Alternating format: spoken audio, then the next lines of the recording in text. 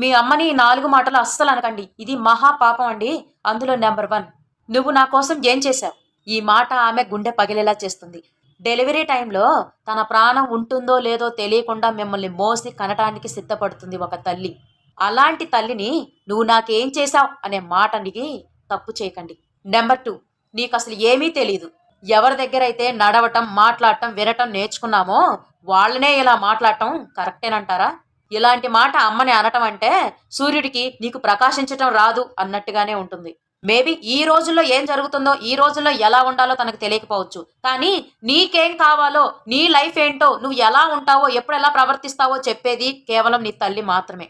Number 3 ప్రతిసారి నన్ను ఏదో ఒకటి అంటూనే ఉంటావు అని అంటారు. కానీ మిమ్మల్ని ఏదో ఒకటి అనాలి అని తన ఉద్దేశం కాదు. మీరేదైనా తప్పు చేస్తారేమో, ఎక్కడ దారి తప్పుతారో అన్న భయంతో తను మిమ్మల్ని ఏదో ఒకటి మందలిస్తూ ఉంటుంది. నంబర్ 4 నువ్వు నా విషయంలోకి